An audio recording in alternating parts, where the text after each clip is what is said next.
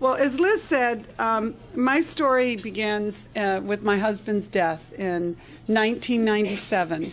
At the time, I was a producer for Larry King. I was his so-called big game hunter. And my husband of 20 years owned a successful restaurant in Georgetown named Nathan's, which he'd founded in 1969. Our two professional lives did not merge. He had his work, I had my work, and we came home and had a very happy marriage. He was interested in my work probably more than I was interested in his. I couldn't understand how anybody in their right mind would be in the restaurant business. And I still feel that way, especially after having owned one for 12 years.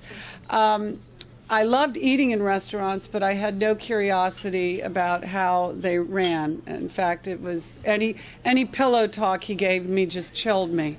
But he was very good at it and seemed to enjoy it. And I liked being married to a man who was very comfortable with business, comfortable with money, comfortable with books, comfortable with adding machines, because that was not me at all. My whole life, I'd been a writer. I'd wanted to be a journalist since the time I was since I was 13 years old, because I thought if I became a reporter, I would meet Paul McCartney and he'd marry me. That didn't happen.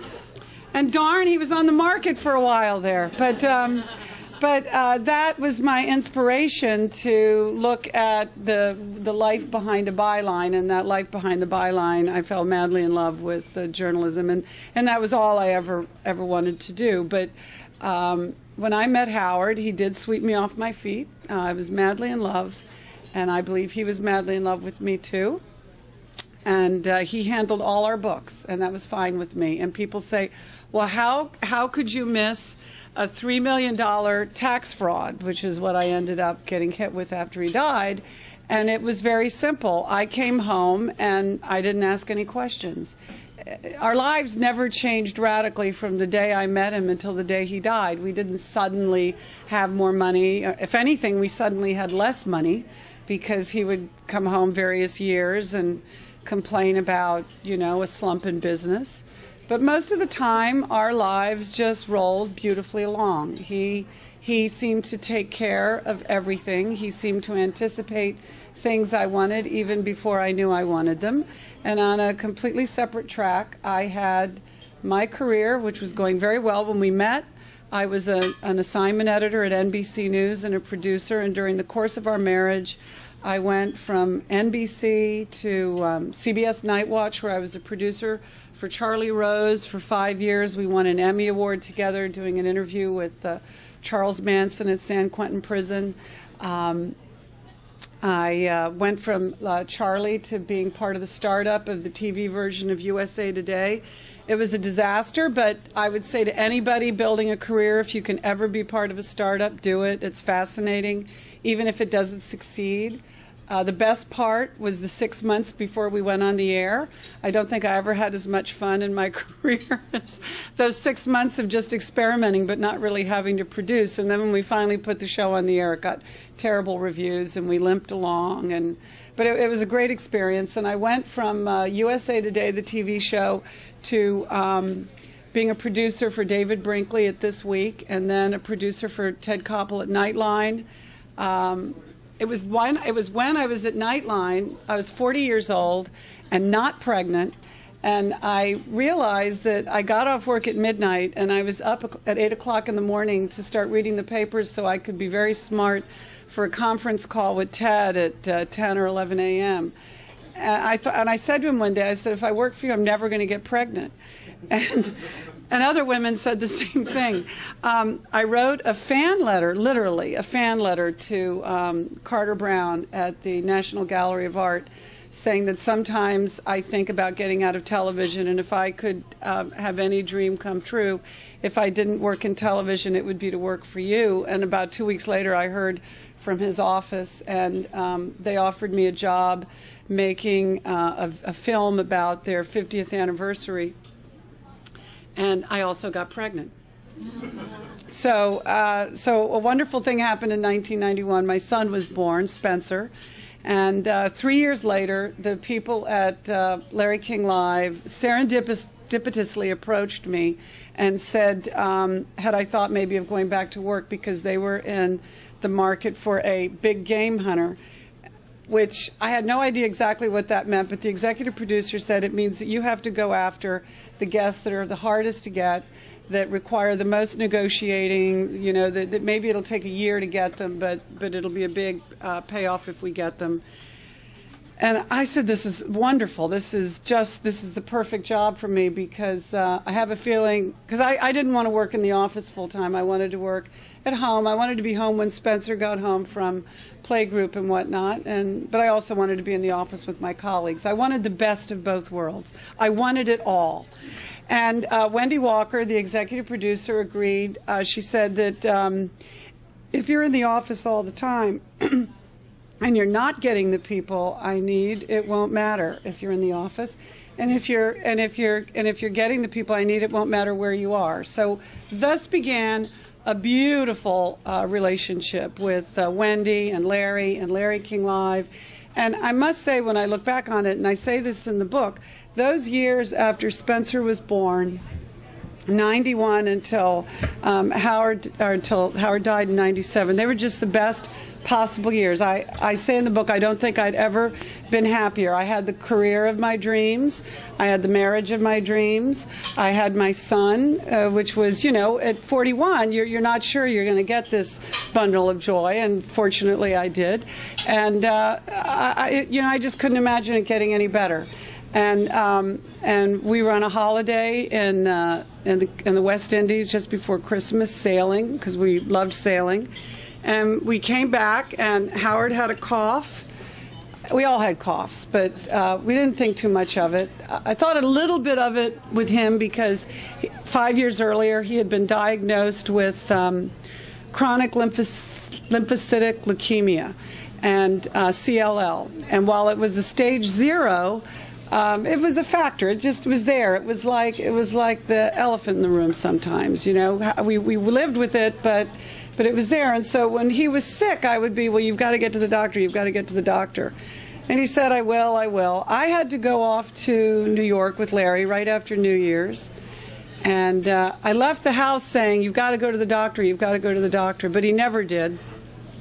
He told me he did, but he didn't. In fact, I would have raced back from New York if I thought he hadn't, but I called him from New York and he said, I went to the doctor today and I'm on antibiotics, but that was not true. And because men, they always think they're going to figure it out, you know, and this is a story of men always thinking they're going to figure it out. But I got back and found him terribly ill, and he hadn't been to the doctor, he hadn't been on antibiotics. I raced him to the emergency room at Sibley Hospital, and 3 weeks later he was dead from pneumonia. 2 weeks after that, I was asked by his tax lawyers to come see them. When you're married to somebody who owns a small business, tax lawyers just seem to be part of their daily conversation. Being audited is part of their daily conversation.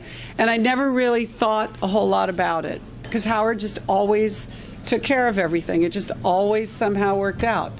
And on this particular occasion, he had told me he was being audited.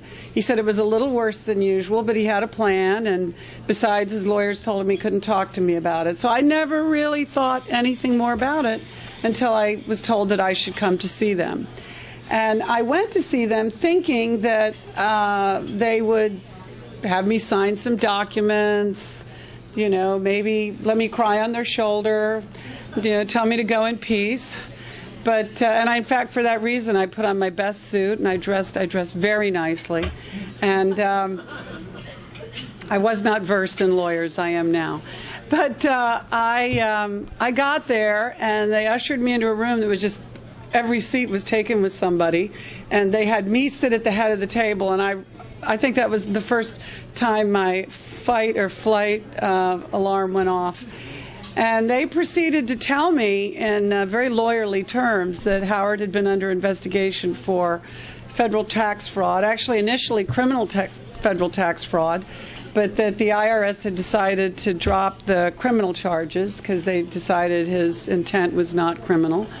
more negligence and ineptness than anything else, but that they still wanted their money. And to which I said, well, how much? And the lawyer very coolly said $3 million. I did not take that very well. And I think I probably describe it in Innocent Spouse much more vividly than I can speak it, but it was like, at the very least, getting hit in the head with a 2x4. I tried to keep my cool. I tried to talk about what my options were. They said they said that I really had only one, that I should just sell everything and get on with my life. But what they didn't understand is that however fabulous our lives looked, Howard had a way of making everything look fabulous because he just had that sort of style. If I'd sold everything, it never would have added up to $3 million. There would have been absolutely nothing left. But more than that, I didn't see why I should have to pay for something I had nothing to do with. I knew nothing about it. I didn't even know how he'd done whatever it was he'd done. I didn't know what he'd done, and I didn't know how he'd done it. But I knew I hadn't done it. And I didn't want to be left holding the bag, even though I was very much left holding the bag. They told me there was something in the tax law called the Innocent Spouse Code. I'd never heard that term before. I thought it was colorful. And I said, well, that's it. You know, that is me. That, you know, what does it mean? They said, well, it's if one spouse commits fraud and the surviving spouse didn't know about it, wasn't involved. And I said, that is 100% me. Let's do it. Let's go for that. And ironically, it was the woman lawyer who said, well, you would never stand a chance. And I said, why? She said, look at you. Well, that was the last time I ever showed up at a lawyer's office in new clothing, nice clothing, clean, hair clean, makeup, never again. No jewelry, nothing. I mean, I even drove over a pair of shoes with my car the next time I went to see a lawyer in a schmata wearing a pasta necklace my son wore at school and a Mickey Mouse watch. And I just washed my hair and added dirt to it. And no makeup. And those lawyers said I had a very good argument for innocent spouse. So I fired the other lawyers and hired the lawyers who saw innocence, recognized my innocence. They proceeded to make a very good case, and we won. And I would love to have said that that was the end of the story, but it wasn't, because settling with the IRS, stupidly, I thought that the business was viable. I'd always been under the impression, like everybody else in Washington, that Nathan's was a thriving, booming business because it was always packed with people, and it speaks to my ignorance about business. But you can have a perfectly packed restaurant, and down in the office it can be a disaster, which is what was the case with Nathan's. It never had a business model. It was always a disaster. But Howard fortunately had a rich father who my tax lawyers figured out over 28 years knitted up the shortfall by about $2.8 million. So every time Nathan's couldn't make rent or couldn't pay Coca-Cola or couldn't get the electrician paid, Mr. Joynt would, you know, wing in with some money. But Mr. Joynt had died, and actually he had died in 1989, which I think precipitated Howard losing his way and not paying taxes, because it was the only way to stay afloat. But I didn't have that. I didn't have Mr. Joynt. I didn't have any. I had a little bit that the IRS had left me, and I had this saloon that I thought I could sell. And for that reason, I had signed a new lease, and I'd signed something called a personal guarantee, not knowing what it was and not being smart enough to ask the lawyer to explain to me what the personal guarantee was. It was basically me taking a big fat noose and putting it around my neck. But I did not know that at the time. So here I've signed this personal guarantee. I've got the new 10-year lease, and I think I'm just going to sail out of there and have Nathan sold in about a month. Well, I find out, A, that the liquor license won't transfer unless I get special legislation passed by the city council. That begins a year-long process of lobbying, dealing with, you know, lawyers. When you're dealing with the federal government, you have lawyers. When you're dealing with your city and your community, you don't have lawyers. It has to be you. You have to become your own lobbyist.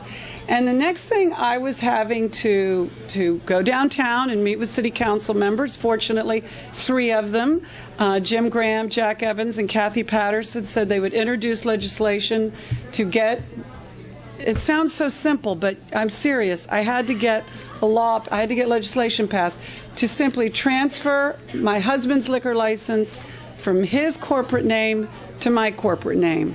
But this involved getting 3 city council members to introduce legislation. Then I had to go before the Citizens Association of Georgetown, the ANC, every local community board. I had to go door to door in Georgetown and get petitions signed by community members, which I did with my then 6-year-old son. And sometimes he'd just simplify it. We'd knock on a door, somebody would answer, and he would say, "Will you just sign this so my mom can keep her restaurant?" and we did all this. It was memorable when I went before CAG, because one of the men, they all listened to me, and I actually did get a little weepy because it was the first time I'd told my story and heard myself telling it. And one of the men sitting there said, "Well, what do we do the next time a widow comes in here with a sad sob story?" I said, that's a good tactic. Anyway, without CAG, it still got passed because the ANC supported me unanimously, and that was what the City Council looked at. The City Council voted unanimously to let the legislation pass, and on the last day of the legislative calendar, Mayor Anthony Williams signed the bill, and it was just before the IRS was going to pull the plug on giving me innocent spouse. But it all got done, and I thought, okay, now I'm going to sell the place and get on with my life, because by then my career at Larry King had hit the rocks. I was fully in the saloon business where I didn't have a clue what I was doing. I was in so far over my head there wasn't even daylight. But Jack Evans came to see me, and he said, "Well, now that the community stood up for you," he was our city council representative. He said, now that the community stood up for you, don't go turn around and selling the place." I was like, "Okay, I'll wait 6 months until everybody's forgot helping me, and then I'll put the place on the market." Well, I was told every possible different way by brokers and lawyers and anybody else who was interested that there was no way I was going to sell the place. A, the lease didn't really allow me to unless the landlords approved. B, the lease was a terrible lease, and nobody would want it unless it could be broken and a new lease written, which the landlords wouldn't do. And that I couldn't give it away if I wanted to because the building was so old and needed so much work. And I'm learning all this on the spot, on the job.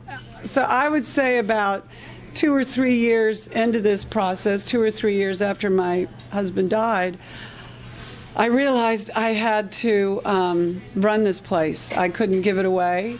It was like being in a leaky life raft where all you can do is row so that you don't sink, and you just hope that if you row hard enough, you will see dry land. And that was the next, 9 years of my life until it finally closed when the lease was up in July 2 years ago. And even then, the only way I could get out of it was having my freedom negotiated by lawyers who at that point were representing me pro bono because I had no money left to pay for lawyers, because over those 8 or 9 years, I had become for Nathan's what Mr. Joynt had been for Nathan's. I had become the life support system. Any money we were left by the government, any money that I'd saved for Spencer's College, it just kept getting poured into Nathan's, because every time something would go wrong, and it was always going wrong, the managers would come to me and say, "Well, the bank won't give us a loan. You're gonna have to come up with the money." And I'll say, "Well, what if I don't come up with the money?" And they'll say, "Well, under the terms of the guarantee, even if Nathan's got zapped by Martians, you still have to pay the rent." So you come up with the money because the rent was $300,000 a year. It was easier to go grab $36,000 out of Spencer's college savings and pay the sales tax or whatever needed to be paid just to keep it going until I could get to the finish line. So it was a very happy day for me when Nathan's finally closed in 1969. I couldn't have been poorer. I couldn't have been more in debt. But I managed to lift that noose off my neck, and I had a book contract, so it was a new beginning that I feel now has achieved some closure. I spent the last 2 years writing the book, which was obviously therapeutic as well as just a great exercise in reporting what I thought was a very good story. But for me, just to revisit my feelings. What I particularly liked about writing the book after Nathan's had closed was that with the closing of Nathan's, all my bitterness, all my anger, all my grudges sort of went away.